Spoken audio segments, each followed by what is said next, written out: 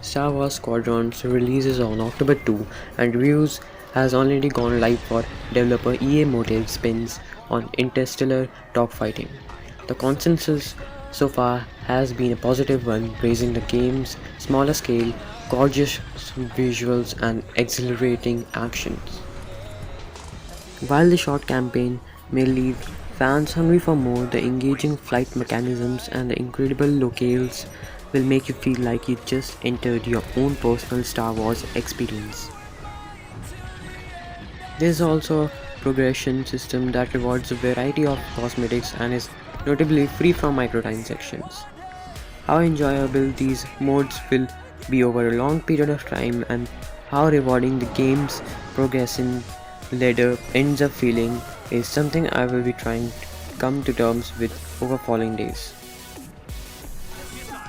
With the majority of critics from other outlets also praising EA Motive's attention to detail while mentioning the Barbon's single-player narrative being roughly half the length of the last year Star Wars series, Fallen Order. We'll also highlight a review that focuses on VR integration. The game supports VR play across all modes of PC and PlayStation VR. While my own time with the game was limited by technical abilities of the PlayStation VR and its outdated display, after playing a few missions of Squadrons in VR, it's hard to imagine playing the game any other way.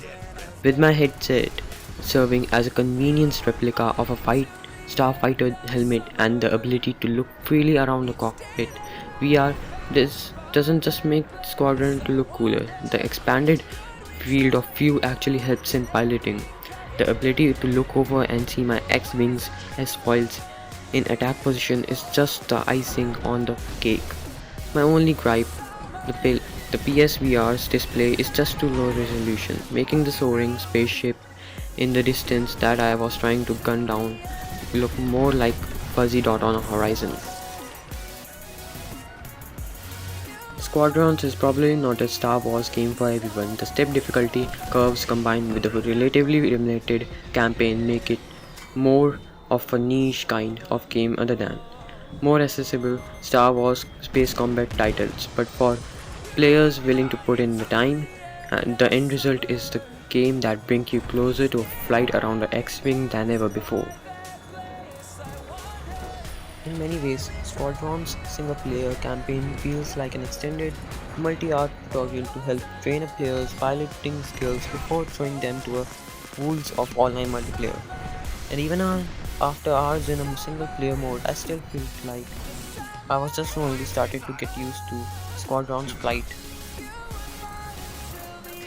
Each faction has 4 ships available, an all-purpose fighter, a speedy interceptor, a powerful bomber, and a support craft. Earlier missions will assign you specific loadout or roles to play, presumably to help players to get a feel for how each craft works, while later levels give you more free choice of craft and the ability to switch between craft mid-battles.